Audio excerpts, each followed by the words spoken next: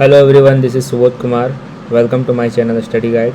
तो आज हम लोग पढ़ने वाले हैं जो एसएसटी का चैप्टर नंबर 1 है रिसोर्सेस। इसका जो यूटिलाइजेशन है और डेवलपमेंट है, इसके बारे में पूरा का पूरा पढ़ने वाले हैं हम लोग। ये चैप्टर पहले कुछ बता देता हूँ मैं। ये जो चैप्टर है वो 1 शॉट में कवर होने वाला है और ये कंप्लीट लेक्चर आपको लाइन बाय लाइन मिल जाएगा। तो आप इससे अच्छी तरीके से इस चैप्टर को तैयार कर सकते हो अपने एग्ज़ाम पॉइंट ऑफ व्यू से भी, और इसको ऐसे भी आप पूरा का पूरा पढ़ सकते हो। और कुछ भी डाउट होगा तो कमेंट सेक्शन में पूछ लेना, ठीक है ना। तो स्टार्ट करते हैं।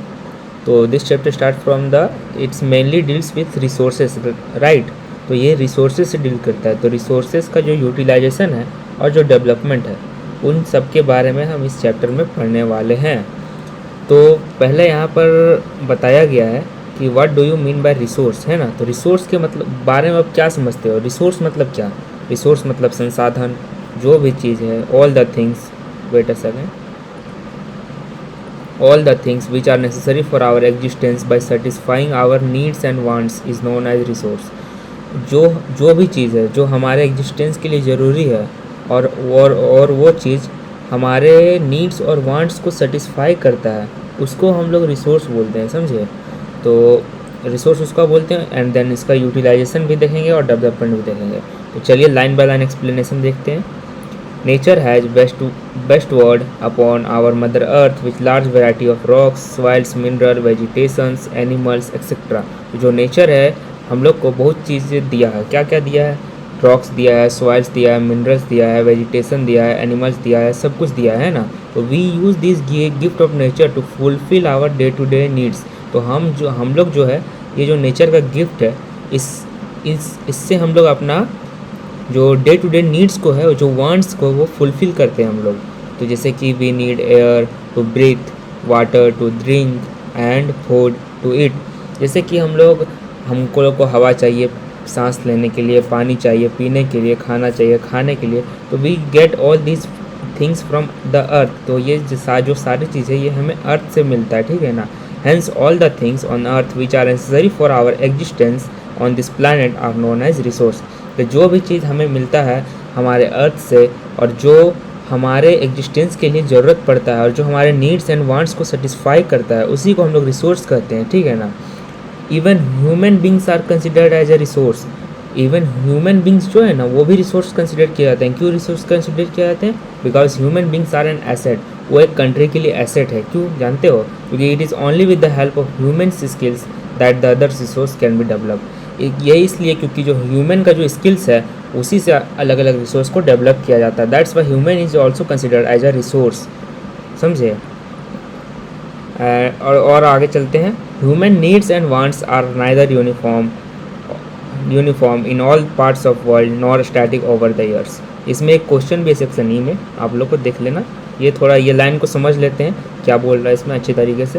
Human needs and wants means that जो ह्यूमन का जो चाहिए उसको चाहिए, वो ओवर द ईयर वो बढ़ता ही जाता है ना। नाइदर यूनिफॉर्म मैंने क्या, जो सामान्य गति से चल रहा है ना, और स्टैटिक यानी रुका हुआ है। तो जो ह्यूमन नीड्स एंड वांट्स है ना, वो ना तो समान गति से चल रहा है और ना तो रुका हुआ है, ठीक है ना। नॉर यानी ना तो रुका हुआ है, तो वो बढ़ते ही जा रहा है। ह्यूमन का जो नीड्स है, वांट्स है, वो दिन पर दिन और साल पे साल और जनरेशन पे जनरेशन बढ़ते ही जा रहा है। वो कम होने का नाम नहीं ले रहा है। That's why resource should be use in very क्या efficient way to protect the environment, समझे। इसीलिए द जनरल, तो ठीक है, ये समझ गए क्यों ह्यूमन का नीड्स एंड वांट्स यूनिफॉर्म नहीं है, वो बढ़ते ही जा रहा है, ठीक है ना।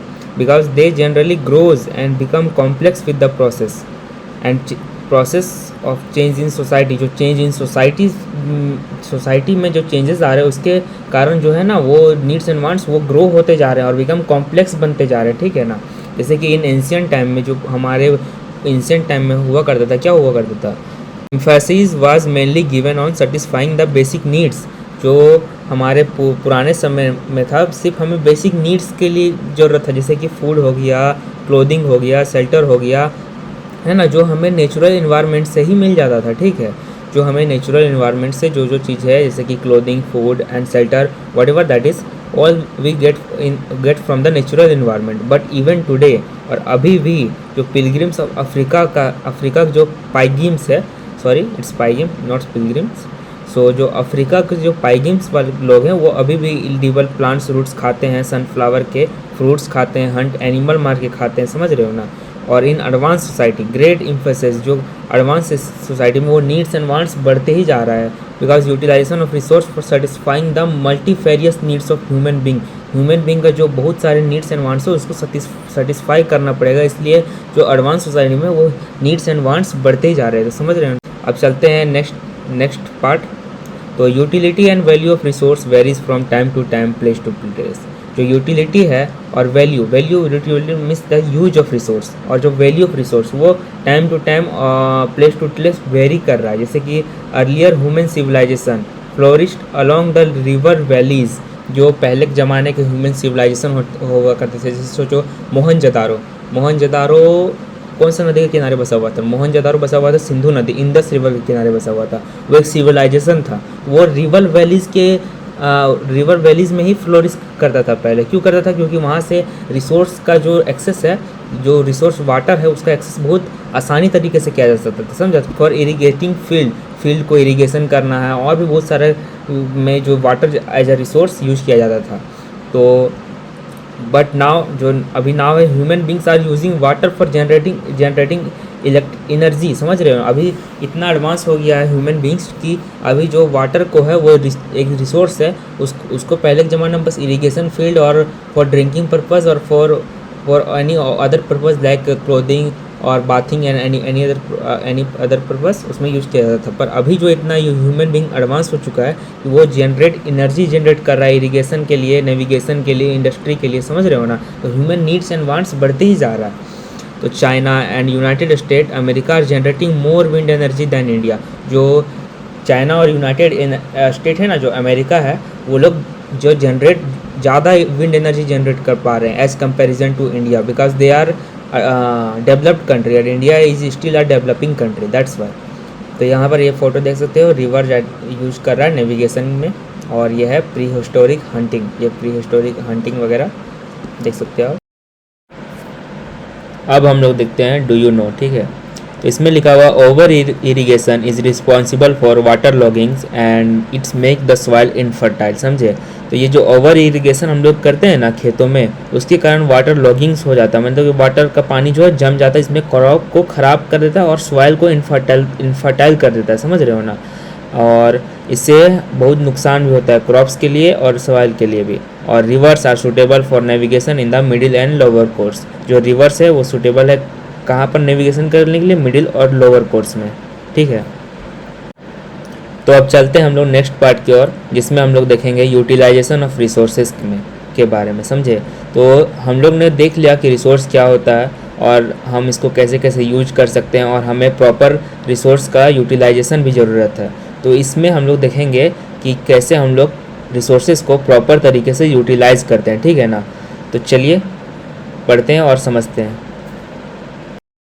Resource become usable, resource usable बन जाता है कब? व्हेन दे आर प्रोसेस्ड, जब हम उसको प्रोसेस कर देते हैं। For example cotton is converted into yarn, जैसे कॉटन को यार्न में कन्वर्ट किया जाता है। On further processing it is converted into fabric, तो फिर और प्रोसेस करने के बाद उसको फैब्रिक में कन्वर्ट किया जाता है। देन फाइनली इनटू गारमेंट्स, उसके बाद उसको गारमेंट्स में जैसे कपड़ा वगैरह उसको में फिर बनाया जाता है ना। Thus as various stages value addition is possible by applying skill and technology.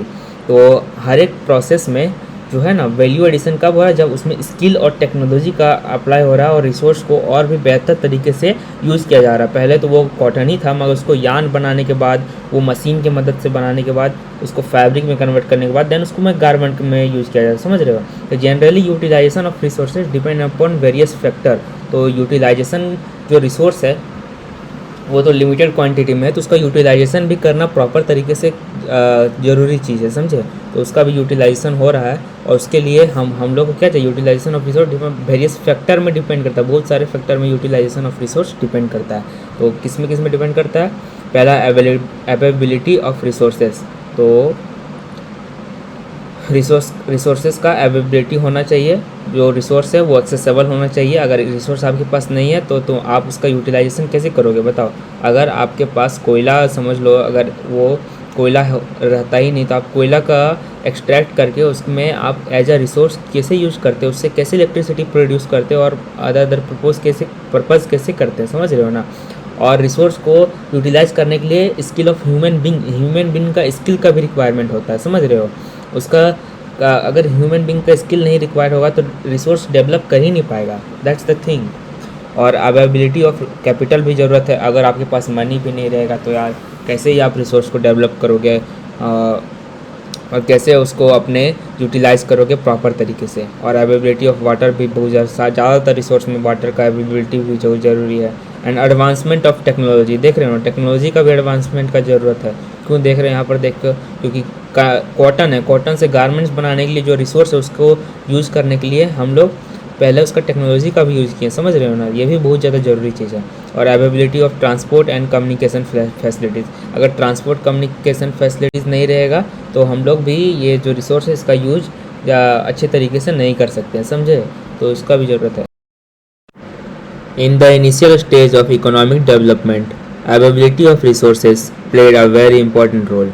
तो जो इनिशियल स्टेज है इकोनॉमिक डेवलपमेंट में, तो जो अवेलेबिलिटी ऑफ रिसोर्स जिससे हम लोग एक्सेस करते हैं रिसोर्स को, तो वो रिसोर्स का अवेलेबिलिटी बहुत इंपॉर्टेंट रोल प्ले करता है। मगर with the advancement of technology, तो जो टेक्नोलॉजी में जो एडवांसमेंट हुआ है उसमें अवेलेबिलिटी ऑफ कैपिटल और skill labour become a necessity for the utilisation of resource. तो यूटिलाइजेशन ऑफ रिसोर्स के लिए अभी जब एडवांसमेंट ऑफ टेक्नोलॉजी हो गया तो उसमें availability of capital and skill labour भी बहुत ज़्यादा ज़रूरत चीज़ बन गया है, ठीक है ना। For example USA is termed as developed country because it is economically self sufficient and technologically advance. USA क्यों डेवलप्ड कंट्री है, क्योंकि वो सेल्फ सफिशिएंट है और टेक्नोलॉजिकली एडवांस्ड है। But on the other hand India is still in developing stage. India developing stage में, क्यों developing stage में इंडिया, क्योंकि दो resources are essential for development but their mere presence does not guarantee development. क्योंकि सिर्फ resources का presence उसका development नहीं गारंटी करता है, उसका यूटिलाइजेशन प्रॉपर तरीके से करा जाए तभी वो डेवलपमेंट होता है। समझ में आ रहे है, समझ में आ रहा है ना। Other factor also play a crucial role.